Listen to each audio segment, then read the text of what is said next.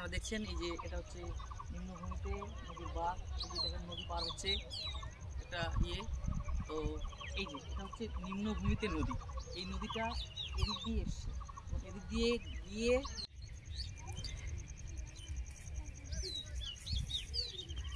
সকলকে আমার আজকের এই ভিডিওতে স্বাগত। আজকে আমি চলে এসেছি টাঙ্গন নদীর পাড়ে। এই যে আপনারা টাঙ্গন নদী দেখছেন, টাঙ্গন নদী এখন প্রায় শুকিয়ে এসেছে। এই যে বাচ্চাগুলো মাঝখানের চরে, নদী চরের মধ্যে খেলছে। এটাকে অ্যাকচুয়ালি অনেক সময় স্বাভাবিক বাঁধও বলা হয়। তো এটা হচ্ছে মধ্যবর্তী স্বাভাবিক বাঁধ। নদীর জল দুই দিক থেকে বাইফার্কেট হয়ে গেছে এবং মাঝখানে বালির জমা হয়ে একটি স্বাভাবিক বাঁধ তৈরি করেছে। এই যে মাঝখানের স্বাভাবিক বাঁধটা রয়েছে, এটাকে মধ্যবর্তী স্বাভাবিক বাঁধ বলা হয়।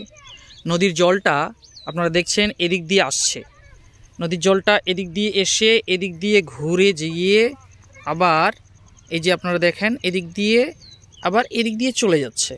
তার মানে নদীর জলটা কি হচ্ছে, নদীর জলটা আপনার হচ্ছে এদিক দিয়ে আসছে, তার মানে এদিক দিয়ে এসে এই পাড়ে, এই যে পাড়টা দেখছেন এই পাড়ে ধাক্কা লাগছে, এই পাড়ে ধাক্কা লেগে এই পাড়টাকে ক্ষয় করছে এবং এই পাড়ের ক্ষয়জাত পদার্থগুলো ওই পাড়ে নিয়ে গিয়ে জমা করছে।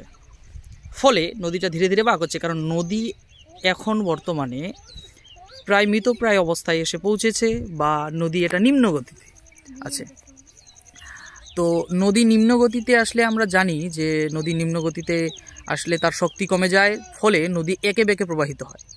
আর নদীর এই আঁকাবাঁকা পরিস্থিতি থেকে বলা হয় রিভার মিয়ান্ডার। আর এই রিভার মিয়ান্ডারে নদী এক পাড়ে ক্ষয় করে আর অন্য পাড়ে জমা করে। তো এখানে ওই পরিস্থিতিটা দেখা যাচ্ছে, নদী কোনো মতেই সোজাভাবে প্রবাহিত হতে পারছে না, কারণ তার শক্তি হারিয়ে গেছে বা কমে গেছে। তো এটাই আজকের একটা ভিডিও ছিল। আশা করি আপনাদের বা আমার স্টুডেন্টদের এই ভিডিওটি ভালো লাগবে। ধন্যবাদ।